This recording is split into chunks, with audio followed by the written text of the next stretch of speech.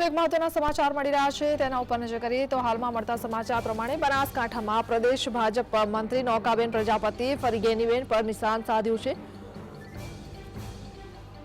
ભાભરમાં ભાજપની સભામાં ગેનીબેન ઠાકોરને મમતા બેનર્જી સાથે સરખાવ્યા છે તો ગેનીબેને પણ તેમને વળતો જવાબ આપતા કહ્યું છે કે મને કોઈના સર્ટિફિકેટની જરૂર નથી। પ્રદેશ ભાજપ મંત્રી નૌકાબેન પ્રજાપતિના નિવેદન સામે ગેનીબેન ઠાકોરે પણ પલટવાર કરતા કહ્યું છે કે નૌકાબેનના નિવેદન પર તેમણે પલટવાર કરતા કહ્યું છે કે મારે કોઈના સર્ટિફિકેટની જરૂર નથી।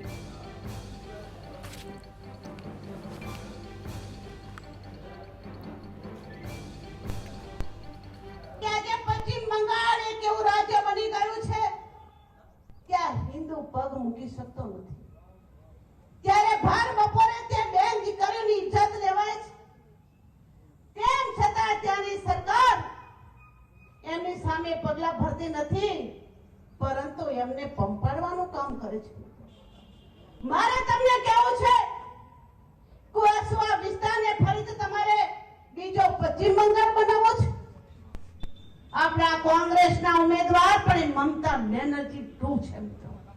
જ્યારે પ્રજાપતિ સમાજની દીકરીઓ પર અત્યાચાર થતા હતા, ચાહે હાપરડાની ઘટના હોય, ચાહે લાખણી તાલુકાના લાલપુરની ઘટના હોય, એના ડીસા તાલુકાના બેનની દીકરીની વાત હોય, એ ટાઈમે એનો સમાજ હોવા છતાં એને રાજધર્મ નિભાવવાની જરૂર હતી। તમારા સમાજને કે એ વિસ્તારમાં બેન દીકરીઓ માટે ગેનીબેને શું મદદ કરી છે ને એમાં મારે નૌકાબેનના પ્રમાણપત્રની જરૂર નથી।